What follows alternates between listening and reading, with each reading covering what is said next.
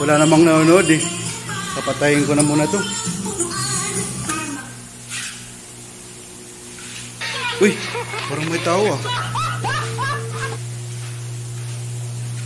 Bakit kuya? Ba't mo pinatay? Pero alam mo may nanonood dito. Ay, sorry kuya, di ko alam. Nanonood ako dito eh. Ano nga, nagpaparilan na yung pinapanood ko, di ba? Ba't mo pinatay? Di ko alam, diyan ka pala eh. Saan? Ikaw ay isipin mo kung nanonood ka, tapos papatayan kita. Saan ka ba galing kuya? Nanonood lang ako, pinapatayan mo na. Alam mo, pag kumari yung nandyan, hindi kami pinapatayan, pinapakain kami, pinapatulog pa kami dyan. Tapos ikot, papatayan mo lang kami. Matutulog na po kasi ako eh. Ang ganda-ganda na yung pinapanood ko. Nasa climax na, nagbabaril ka na, tapos papatayan mo.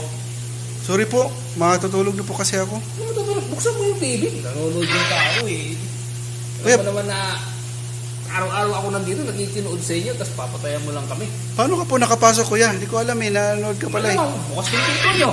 Bukas, sarado ba yan? Bukas, di ba? Bukas yan, kaya nagkikinood kami sa inyo. Tapos papatayan mo lang kami. Hindi ko po alam kuya na ano eh, wala kayong TV. Nakikita mo na nandito na, nakatayo. Tapos papatayan mo, buksan mo yung TV, pre. Papatayan mo ng papatayan, alam mo may tao dito, nanonood. Wala ba kayong TV kuya? Ano sa tingin mo? Nagkikinood ako dito. Meron ba kang TV? Meron ba? Ha?